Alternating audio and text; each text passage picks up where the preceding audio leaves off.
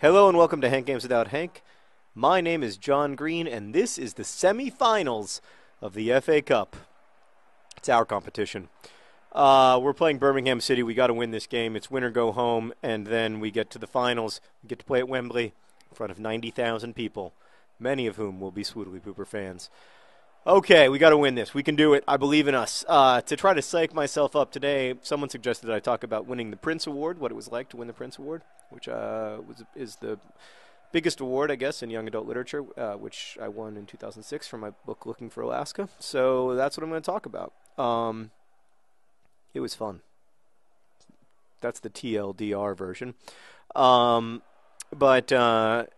Quick update on the squad. We're starting pretty much the exact same squad we started for the last round of the FA Cup because, as you might remember, that went brilliantly. It was old school Swoodly Pooper football, 4 goals, a hat trick for the great, brilliant D. McGoldrilox, who just had put in a fantastic performance. He could have scored 6 goals, frankly, with his beautiful head. Yeah, so that's where the squad is. Maybe we shouldn't let this guy just dribble right to the goal. Let's talk. Yeah, let's talk about the Printz Award. What it was like to win the Printz Award.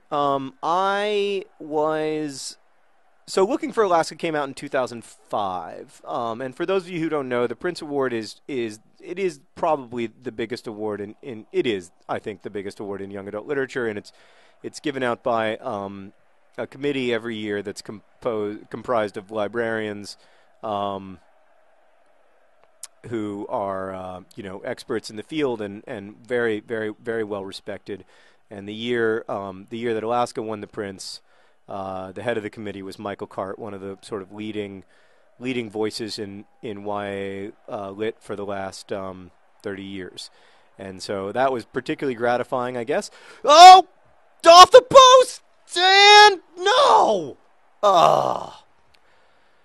There were a lot of amazing people on the committee that year, but the committee is always really distinguished, and so they always pick really good books. And I guess I did know going in that Alaska was considered like a possibility for the Printz. I was definitely like aware of the buzz. And I mean, to say that I wanted to win it would be a dramatic understatement. Like, I desperately, desperately wanted Alaska to win it because I knew that it could be a big deal for the book. And I also, when I first started working at Booklist as a temp, I remember, one of my first jobs there was to retype. This was in the days before, like, cool scanning software.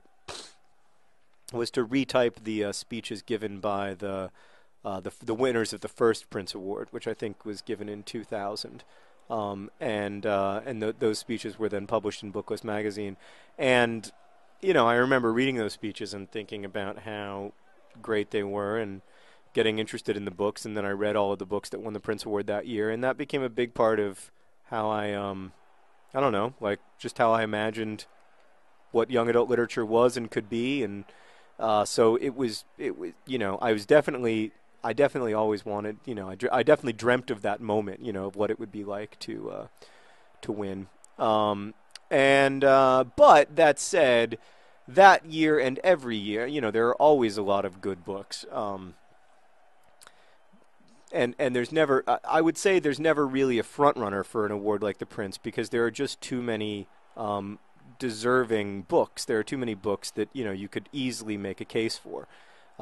That's true every year, and so anybody who thinks that their book deserves the Printz Award is kind of full of it, in my opinion, because there are probably every year 150 really high quality books published for teens that would not any of which would kind of honor the spirit of the award of showing that YA literature has tremendous literary value. Ew! Merrick almost got himself 42 seconds of silence.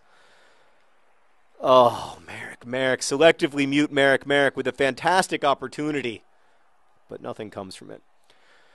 So, I I was definitely aware of it. Oh, just wide, thank goodness.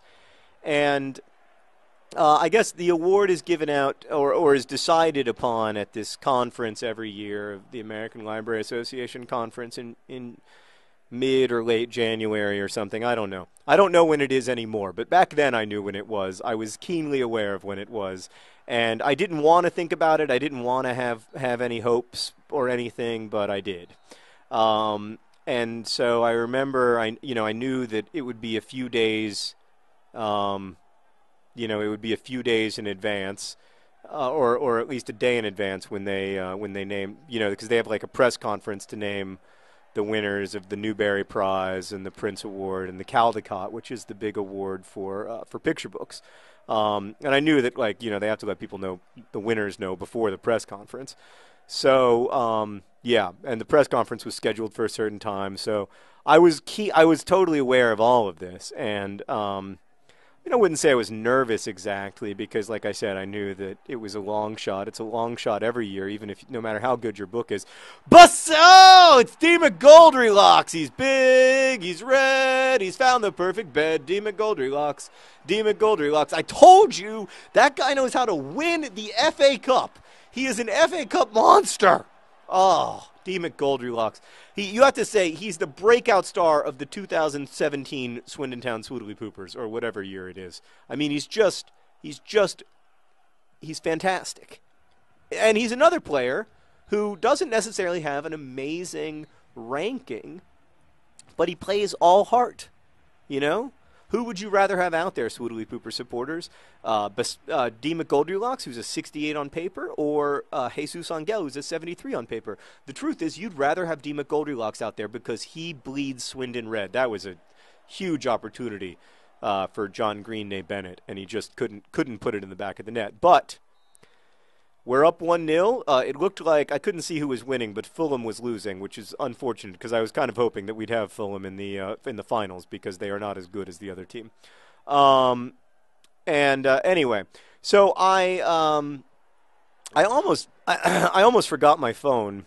That day, my parents were in town, and Sarah and I were engaged at the time, so we were going to get do all of our, registering for wine glasses or whatever. And we were also going to this obsessive drawing show at the American Folk Art Museum. This is when I was living in New York.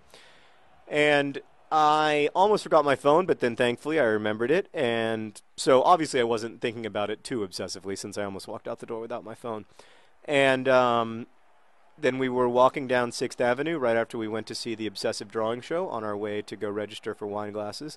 And I was with my parents and with Sarah, and I got a call, and the voice on the other line was like, is this John Green? And I was like, yeah. And I got super nervous because it was like a stranger calling on the day that that the stranger would call if it were someone from the Printz committee. I will say I have since had this experience where the stranger is then like, I'm from the Democratic National Committee or whatever. And you're like, oh, crushing defeat. So while we're being honest, that has happened repeatedly. Like in the days before the Printz or the National Book Award is announced or whatever, I'll answer my phone and I'll start to feel that surge of adrenaline that I felt on that day in January when Alaska won the Printz Award, and it'll be like, I'm calling to schedule the winterization of your sprinklers. So yeah. So I heard this is Michael Cart from the Printz Committee, and then I got D. McGoldrylocks, the FA Cup monster. He's big, he's red, he's found the perfect bed. D. McGoldrylocks. D. McGoldrylocks. Oh, he's so beautiful. Look at him. Look at him score. Total composure inside the box. That's what you like to see. And D. McGoldrylocks has established himself as a Swindon Town Swoodly Pooper star. And this is one reason why I don't think we have anything to fear moving into FIFA 13, because we know that here in FIFA 11 there are guys like D. McGoldrylocks to ensure the future of the Swindon Town Swoodly Poopers. They don't need Ball John Green and other John Green anymore. They've got the McGoldrylocks. That guy's going to score 50 goals next season. He's Lionel Messi, for God's sakes. 68 my ass. Sorry, I don't mean to curse. I meant like, like a donkey. So, so he called, and then there was some kerfuffle with not being able to get uh, the speakerphone to work, and then he said, "You won the 2006 Michael Printz Award."